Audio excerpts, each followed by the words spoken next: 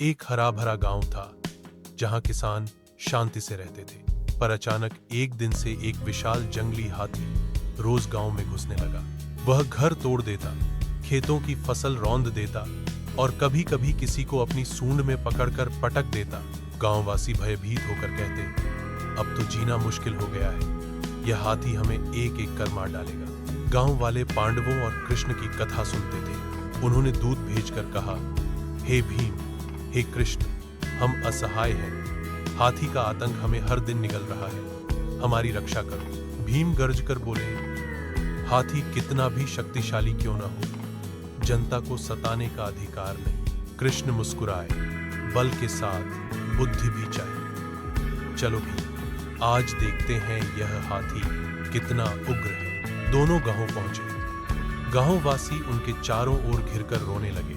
अचानक जंगल से गर्जना हुई, धरती कांप उठी। एक काला सा विशाल हाथी गांव में घुस आया। उसकी आंखें लाल अंगारे जैसी थीं और उसकी दहाड़ से बच्चे तक डर कर रोने लगे। हाथी ने खेतों को रौंदना शुरू कर दिया। भीम आगे बढ़े और गर्ज कर बोले, ऐ दुष्ट हाथी, तेरे सामने अब भीम खड़ा है। हाथी सूंड उठाकर उन पर झपटा। भीम ने उसकी सूंड पकड़ ली और पूरी ताकत से खींचा।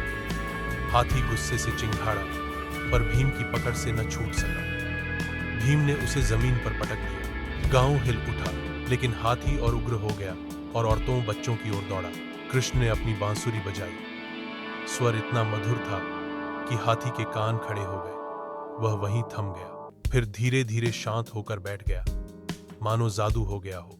कृष्ण ने कहा, भीम, इसे मारना नहीं, इसका क्रोध जंगल से निकालकर शांति में बदलना होगा। कृष्ण ने हाथी के माथे पर हाथ रखा। भीम ने उसकी रस्सी जैसी सूंड को धीरे से छोड़ दिया। हाथी की आंखों की लाली मिट गई। वह शांत होकर जंगल की ओर लौट गया।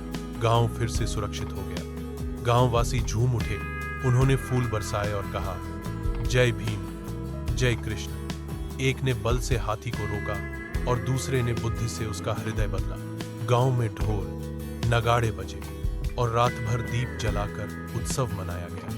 इस तरह भीम और कृष्ण ने एक और बार जनता को आतंक से मुक्त कर दिया और यह सिखाया कि बल और बुद्धि का संगम ही सबसे बड़ा हथियार है। अगर आपको यह कहानी पसंद आई हो तो लाइक और सब्सक्राइब बटन दबाकर हमारा उत्साह बढ़ाएं, ताकि हम आपके लिए और भी ऐसी रोचक कथाएं लेकर आते रहें।